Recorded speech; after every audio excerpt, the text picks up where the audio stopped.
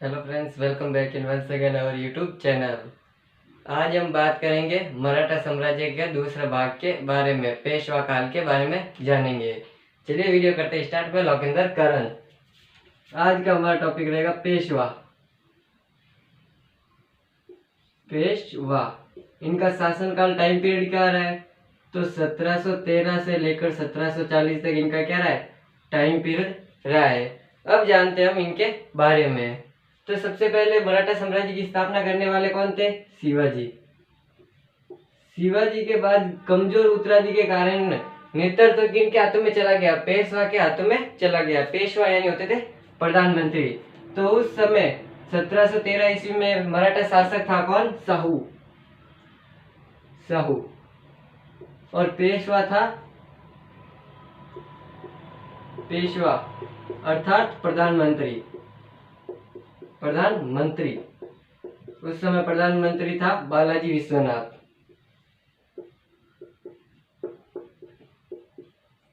बालाजी विश्वनाथ।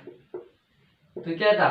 शिवाजी के कमजोर उत्तराधिकारियों के बाद मराठा साम्राज्य की बागडोर किनके हाथों में चली गई? पेशवा के हाथों में चली गई। और पेशवा के 1713 ईस्वी में उस समय पेशवा शासक थे साहू, और साहू के समय पेशवा था बालाजी विश्वनाथ।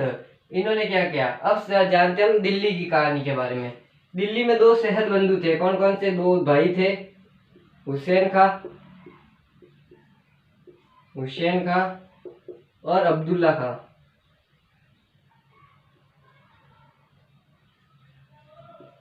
अब्दुल्ला खां ये दो भाई थे। इन दो भाइयों ने क्या किया? ये कहानी है किसकी? दिल्ली की। फिर वापस आते हैं मराठा साम्राज्य के बाद दिल्ली और मराठा का क्या कनेक्शन है इधर। ये दोनों भाइयों ने मिलकर क्या किया? जो बहादुर शाह प्रथम था, दिल्ली में शासक था कौन? बहादुर शाह प्रथम। बहादुर शाह प्रथम इसको हटाया और किसको राजा बना दिया? और राजा किसको बना दिया? दिल्ली का शासक फर्रुखसियर को। फर्रुखसियर बहादुर शाह को हटाया और इन दो भाइयों ने मिलकर किसको? फर्रुखसियर को बादशाह बना दिया। इसको क्या बना दिया? बादशाह कह सकते हैं या आप शासक कह सकते हैं। दिल्ली का बादशाह बना दिया। अब ये फर्रुखसियर बहरम क्या कर रहा है? इन दोनों भाइयों ने मिलकर तो फर्रुखसियर को राजा बनाया, बादशाह बनाया, लेकिन ये इन्हीं के खिलाफ क्या चल रहा था? षड्यंत्र रच रहा था। षड्यंत्र रच रहा था।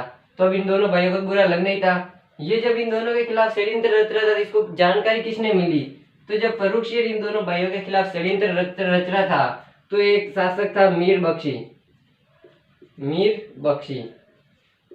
बख्शी को पता चला कि ये भाई फर्रुखसियर तो इन दो भाइयों के खिलाफ क्या चल रहा है? षड्यंत्र कर रहा है। तो मीर बख्शी ने जाकर ये जानकारी दी हुसैन खां को, और हुसैन खां ने जाकर क्या कर दिया? बालाजी विश्वनाथ के साथ संधि कर दी कि आप मुझे सहायता दीजिए, फर्रुखसियर को हटाऊंगा, कि हम अब दिल्ली में फर्रुखसियर को हटाना चाहते हैं और किसी और को लाना चाहते हैं।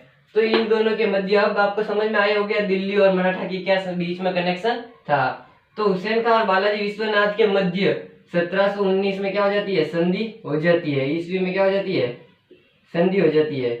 इस संधि के तहत क्या क्या शर्तें रखी गई?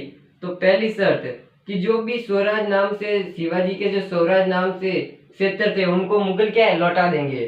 तो हुसैन खान ने कहा ठीक है, अगर हम इनको फर्रुखसियर को हटाने में सफल हुए तो हम इन सभी शर्तों को मान लेंगे। दूसरी बात, जो मराठा ने हाल ही में जीते, जैसे गोंडवाना, हैदराबाद, कर्नाटक, जैसे भी हाल ही में जीते प्रदेश, किसको? ये भी मराठा को दे दिए जाएंगे पूरी तरह से। क्या ठीक है कि अगर आपने ये बातें मान ली तो तीसरी बात, हम आपको 15,000 सैनिक देंगे सहायता के लिए कि आप जाइए और फर्रुखसियर को पराजित कीजिए। दो बातें थी बालाजी विश्वनाथ की, और बालाजी विश्वनाथ बदले में दे रहा है 15,000 सैनिक। अब ये 15,000 सैनिक लेकर गए बालाजी विश्वनाथ से हुसैन खां, वापस से फर्रुखसियर को हटाया अपनी बादशाह की गद्दी से, और किसे बादशाह बना दिया? शासक दिल्ली का रफी उद दरजात। यहाँ तक इसका नाम हो जाएगा रफी उद दरजात। किसको बादशाह बना दिया? फर्रुखसियर को हटा के रफी उद दरजात को बादशाह बना दिया। ये सफल हो गए।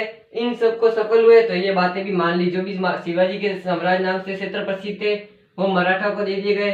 गोंडवाना, हैदराबाद जो वर्तमान में अभी हाल ही में मराठाओं ने जीते थे, ये भी प्रदेश मराठाओं को दे दिए गए मुगलों के द्वारा। अब बात करते हैं हम आगे।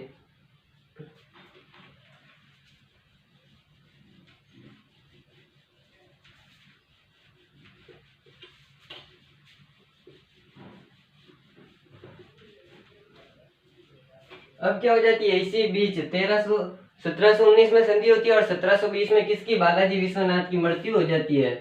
1720 ईस्वी में बालाजी विश्वनाथ, ये कौन थे, तो ये पेशवा थे। इसकी क्या हो जाती है, मृत्यु हो जाती है 1720 में। अब पेशवा कौन बनेगा, तो इसका पुत्र बनेगा कौन, बाजीराव। आपने नाम सुना ही होगा, बाजीराव फिल्म भी है, बाजीराव। तो अब शासक कौन बना, बाजीराव। अब बाजीराव की क्या कहानी है हम वो देखते हैं। बाजीराव का टोटल टाइम पीरियड पूछ ले तो 1720 से 1740 तक रहा है। 13 में किसने प्रारंभ कर दिया था, तो बालाजी विश्वनाथ ने ही पेशवा का टाइम पीरियड प्रारंभ कर दिया था। 40 तक बाजीराव लेकर चलेंगे इस पेशवा को। इनका जन्म माना जाता है 1700 ईस्वी में, इनका जन्म 1700 ईस्वी में इनका क्या जाना जाता है, जन्म माना जाता है। और 1720 ईस्वी में इनकी उम्र कितने, 20 साल की हो ही जाती है। अब 20 साल की उम्र में इन्होंने क्या किया, पेशवा की गद्दी संभालना प्रारंभ किया। उस समय वही शासक कौन है, अब आते हैं हम वापस। एक तरफ शासक है कौन, साहू। एक तरफ तो शासक है पेशवा में वही साहू, दूसरी तरफ अब पेशवा कौन बन गया, तो बाजीराव। बाजीराव टाइम पीरियड आपको बता दिया 20 से 40।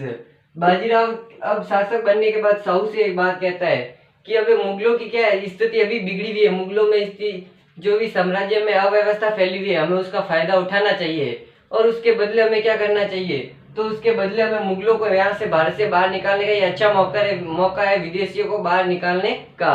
और इधर बाजीराव एक लाइन कहते हैं कि हमें सूखे पेड़ में क्या, बाजीराव एक पेड़ कहता है कि सूखे पेड़ के हमें क्या है, जड़ों पर प्रहार करना चाहिए, जड़ों पर प्रहार करना चाहिए, जिससे शाखाएं या पत्ते, शाखाएं या पत्ते तो स्वयं ही के अपने आप अलग हो जाएंगे। ये बाजीराव कहता है किससे, साहू से। साहू इसकी बात सुनकर अच्छा लगता है साहू को भी। तब साहू कहता है तुम वास्तव में एक योग्य पिता के योग्य पुत्र हो। किससे, साहू कहता है कि तुम योग्य पिता के क्या हो, योग्य पुत्र हो। और एक बात कहता है साहू फिर से कि तुम योग्य पिता के योग्य पुत्र हो, और क्या हो कि तुम मराठा साम्राज्य की जो पताका है उसको तुम हिमालय की चोट पर ले जाओगे, हिमालय की चोटी तक तुम उससे ले जाओगे, इतना ऊंचा तुम मराठा साम्राज्य को ऊपर पहुंचा दोगे।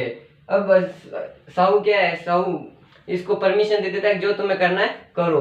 तो वही अब बाजीराव 1724 में, 1724 ईस्वी में क्या करता है, मालवा पर अधिकार करता है, मालवा पर अधिकार कर लेगा 1724 ईस्वी में। इसी बीच मारवाड़ के जो आमेर के राजा थे सवाई जय सिंह, जो मारवाड़ के राजा थे वह भी किसके, जय सिंह। हाँ, तो जय सिंह क्या थे, जो शिवाजी के साथ पुरंदर की संधि की, तो इन पर मराठाओं के साथ इनका क्या था, मारवाड़ से भी अच्छा संबंध था, राजस्थान से भी। तो ये आमेर के जो आमेर के राजा थे सवाई जय सिंह, आमेर के राजा सवाई जय सिंह थे। तो इन्होंने भी इनका क्या है, ज्यादा विरोध नहीं किया जब ये मालवा पर अधिकार कर रहे थे। तो इनको अधिकार करने में भी ज्यादा कठिनाई नहीं हुई, क्योंकि राजस्थान से इनके खास मित्रता थी, मालवा पर इन्होंने आसानी से अधिकार कर लिया। अब 1728 की क्या कहानी है, बस 4 साल बाद आ जाओ 1728 ईस्वी में। उस समय एक स्थान था ढक्कन, ढक्कन का पठार है ना, जो वर्तमान का ढक्कन का पठार, उस समय के ढक्कन के एक मुगल था, वो था निजाम मुल्क। उस समय का ढक्कन का राजा था कौन,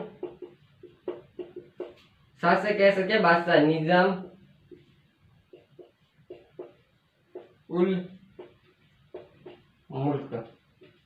ये क्या है, ये अपने आप को ढक्कन का राजा मानता था। तो अगर मराठा को दक्षिण भारत में अधिकार करना है तो इसके ऊपर तो अवश्य अधिकार करना पड़ेगा। तो इसको पराजित करने के लिए शिवाजी बाजीराव ने क्या किया, इस ढक्कन पर इस पर हमला कर दिया। इस पर हमला किया तो इस बीच दोनों के मध्य क्या हो जाती है, संधि हो जाती है 1728 ईस्वी में, जनवरी के अंदर। इसके अंतर्गत जनवरी में इसके ऊपर 1728 में ढक्कन पर हमला करता है बाजीराव। दोनों के बीच में क्या हो जाती है, संधि हो जाती है। तो इस संधि में वो संधि कौन सी होती है, तो शिवगांव की संधि होती है, शिवगांव की संधि। ये युद्ध का हुआ दोनों के बीच, तो पालखेड़ा नामक स्थान पर दोनों के बीच क्या होता है, झड़प होती है, पालखेड़ा। पालखेड़ा, पालखेड़ा अगर आपसे पूछ ले कहाँ है, तो ये औरंगाबाद महाराष्ट्र के अंतर्गत है पालखेड़ा। और कौन सी संधि हुई, तो शिवगांव की क्या होती है, संधि होती है इन दोनों के बीच। अब बात करते हैं 1727 में आगे की क्या कहानी है यहाँ पर। अब बात करते हैं 1737 की।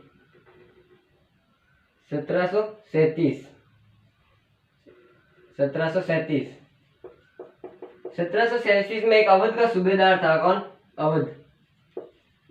अवध का सूबेदार था, सूबेदार, जिसका क्या नाम था, आदतें तो अब खराब होती है सबकी, तो उसका नाम था आदत खा।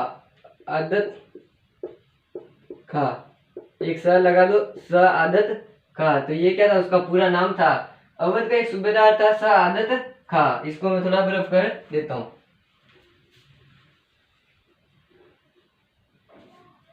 स आदत खान ने क्या किया, तो जो मराठा सेना का एक सेनापति था, मराठा सेना का एक सेनापति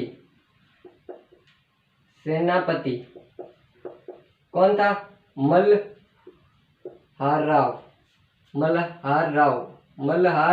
राव, ये एक सेनापति था। इस आदत खान ने इस सेनापति को क्या कर दिया, पराजित कर दिया। मराठा सेनापति था, तो इस आदत खान ने इसको क्या कर दिया, पराजित और कर दिया।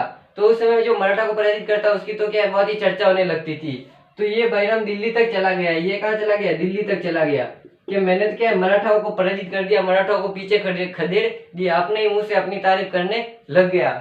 तो जब ये खबर दिल्ली तक पहुंच गई, सादत का दिल्ली तक पहुंचा दिया और पूरे भारत में फैलने लगी कि उसने मराठाओं को पराजित किया। ये खबर जब बाजीराव के पास पहुंची, तो बाजीराव ने 1437 ईस्वी में जो मराठा से दक्षिण भारत से दिल्ली में पहुंचेंगे, जो उस समय तो हवाई जहाज ये थे नहीं, तो 14 दिन लगते थे। जो 14 दिन का सफर मात्र 2 दिन में क्या है, बाजीराव दिल्ली में पहुंच गए। 2 दिन में दिल्ली में पहुंच गए। दिल्ली में पहुंच कर वहां पर हमला किया और वहां पर इनको बताना था कि मैं अभी तक क्या हूँ, जिंदा हूँ। और ये जो बात कह रहे हैं मराठा को पराजित किया, तो ये तो ऐसे ही एक को पराजित करने पर मराठा पर अधिकार कोई कर नहीं सकता। तो यहाँ पर दिल्ली में जाकर बाजीराव संदेशा भिजवाते हैं कि मेरा उद्देश्य यहाँ के क्षेत्रों को पराजित करना नहीं है, मेरा उद्देश्य यहाँ पर अधिक हमला करके ये बताने का अभी तक मैं क्या हूँ, जिंदा हूँ। फिर ये वापस आ जाते हैं। फिर जब वापस आ रहे तो दिमाग तो गर्म होता ही है। ये ढक्कन का पठार जो ये था, निजामुल मुल्क, ये रास्ता बीच में आ जाता है। अब बाजीराव का दिमाग गर्म ही था कि जाते जाते क्यों ना पूरे भारत पर अधिकार करना है, तो इसको भी मैं अपने पूरे के अंदर अधिकार कर लूँ। उस समय तो संधि हुई, तो दोनों ने बात करके समझा दिया। जब वापस आ रहे थे तो 1738 ईस्वी में 1738 ईस्वी में जनवरी 1738 ईस्वी में क्या हुआ, इसने क्या कर दिया, बाजीराव ने निजामुल ढक्कन पर क्या कर दिया, हमला कर दिया। ढक्कन पर हमला, जनवरी 1638 में ढक्कन पर हमला करते हैं वापस आते समय बाजीराव। इस समय ये फिर से ढक्कन में निजामुल पराजित होता है। इस बार ये बेचारा कहता है, इस बार तो बाजीराव कहते हैं अब संधि वंधि नहीं करनी है, पूरा क्षेत्र चाहिए। तो ये कहता है ठीक है आप पूरा क्षेत्र रख लीजिए। बाजीराव को कहता है कि आप ढक्कन का क्षेत्र भी रख लीजिए, ढक्कन का पठार है वो भी रख लीजिए, चंबल का क्षेत्र है वो भी रख दीजिए, और नर्मदा का क्षेत्र है वो भी आप पूरा रख दीजिए। तो इस बार 1748 ईस्वी में जो ये पूरा क्षेत्र है वो किसको, बाजीराव को मिल जाता है। इसी बीच 8 मई 1740 ईस्वी को नर्मदा नदी के किनारे तबीयत खराब होने की वजह से बाजीराव की क्या हो जाती है, मृत्यु हो जाती है। और अगर आपको पता हो तो 9 मई 1540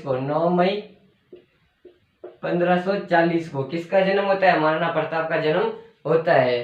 तो ये एक छोटा सा वीडियो था। अगर वीडियो अच्छी लगी हो तो लाइक करें, कमेंट करें, चैनल को सब्सक्राइब करना ना भूले ताकि ऐसी स्टडी से रिलेटेड नोटिफिकेशन आपको मिलती रहे। Thank you for watching this video.